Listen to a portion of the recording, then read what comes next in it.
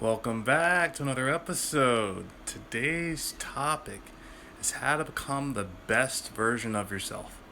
I've been striving to do this for the last couple of years, for my family, for myself, just recognizing that I hadn't reached my full potential. So, I wanted to share some of those thoughts with you, especially with some new information I found a week or two ago that I'm working to incorporate into my development. All right. So looking up online, I was familiar at first that there were four different types of intelligence. Uh, let's see, or maybe not intelligence. Maybe they were dispositions. They were practical, action, social, and emotional, and everyone has one on the top of their list in which they're the strongest. Right. So I knew I was very practical, just for the fact that I like numbers. I like this idea of perfection, but I kind of like drifted that to action because a lot of the things in my life weren't moving forward because I wasn't taking action. So that was kind of like my biggest thing. So I had to start moving on the action piece, and just trying to develop each of those. I was working to get better at them. But I came across something that was kind of interesting. It talked about 9 different types of intelligence. And the interesting thing about that is when we think about school, we really only think about maybe one form of intelligence, and that's intellectual intelligence.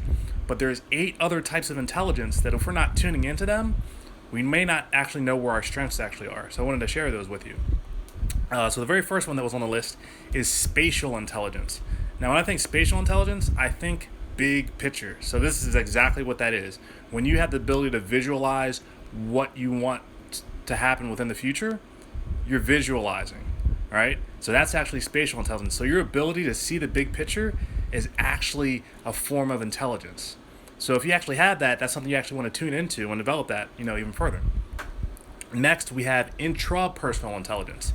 Now, when we think intrapersonal intelligence, you think inside yourself, your ability to understand what's going on inside of you. So that's intrapersonal intelligence. So knowing you is actually pretty important because if you don't know yourself, it's kind of hard to figure out how you're going to move within the world around you until you kind of figure out that point. Next, kind of going along with that, you have interpersonal intelligence. Now, interpersonal intelligence is your ability to interact and read other people. So this is something that maybe you think maybe is more on the social side, but I kind of see it as more of an emotional intelligence. If you haven't heard of emotional intelligence before, it's the ability to essentially control your emotions as well as kind of use them as a tool. And that may be more on the intrapersonal side, but interpersonal is the ability to rule. So you bring those two together, and I kind of see that a little bit as emotional intelligence. But in any case, your ability to read yourself and kind of like what you feel and be able to put that out in the world, as well as to read other people and figure out how to interact with them, are incredibly important, especially in any type of social dynamic. After that, we have linguistic intelligence. So I think linguistic intelligence, and I think social. Someone who's very social and loves to use language as a form of interacting with others, and then maybe very skilled in being able to deliver that message. So if you have the ability to talk in a way that's charismatic and kind of draw people towards you, you may have a linguistic intelligence that is very, very suiting for you. All right. Moving on from there. Well, maybe you have an inclination yourself to have kinesthetic intelligence or bodily intelligence, the ability to know how to move your body and when to move your body in order to achieve the best results. So if you look at professional athletes, their ability to train their mind and their body to accomplish specific goals is incredibly big. All right. Moving on, we have existential intelligence. Now, what's existential intelligence? Oh, you might hear my cleaning crew in the background. Don't worry about them. Just got to make sure they don't run over my feet. I'll explain a little bit more about that in another episode. But in existential intelligence, this is your why.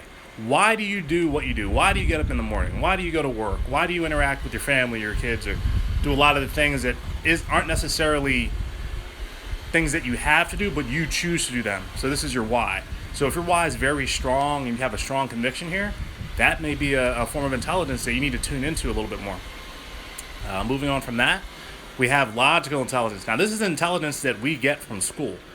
All right? This is the whole idea of it's got to make logical sense in order to be right. Now, is this the world? It can be in certain regards, but you don't necessarily get everything that you need from this idea of intellectual intelligence or logical intelligence. But there are some key things that even though school does teach this, it does not incorporate it across the board. All right? And I'm a big fan of financial literacy. And so I believe that's one thing that the school system misses. And I would consider that a little bit on the side of intellectual intelligence. But at the same time, I think being able to use your imagination is just as important. And that whole idea of visual intelligence, I think, incorporates a big aspect of your intelligence with that. All right, moving on from there, we have musical intelligence. So this is something that's more auditory in nature. So using your ears to hear and interpret information, that's an intelligence. Are you a good listener? If you're a good listener, that shows a form of auditory intelligence. Now, it was tied in with this idea of musical intelligence, but consider the music being the patterns and the information that you hear and your ability to discern, to know exactly what that actually means and what that actually ties into. So being, musically, astute or being a good listener is a form of intelligence. All right. So tune into that if that's something that you feel like you have an inclination towards. And last but not least is the naturalist, or I have leadership intelligence. Now this is one that is incredibly important, especially at times like these. How are you positioned to be a leader? How do you think? How do you make decisions? All of that incorporates to how you actually lead. Now, there are some good leaders and there are some bad leaders, and I think it's very clear and apparent what you kind of see and what the difference might be between them. So the real question is, how are folks giving you feedback based on your style of leadership? Are they just looking at you as, oh, no, you have a title of leader, but I don't really know if I'd follow you. Or, are they saying like, I follow you, to my grave. All right. So if that's something that's very strong within you, then you may have a very strong form of leadership intelligence. So I hope you enjoyed this segment. Again, we talked about the 9 different types of intelligence. You have a combination of all of them, but the real secret is what's your strongest, and are you tuning into that?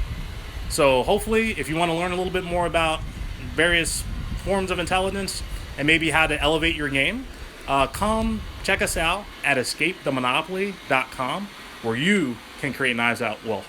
I hope to catch you on the next episode. Bye.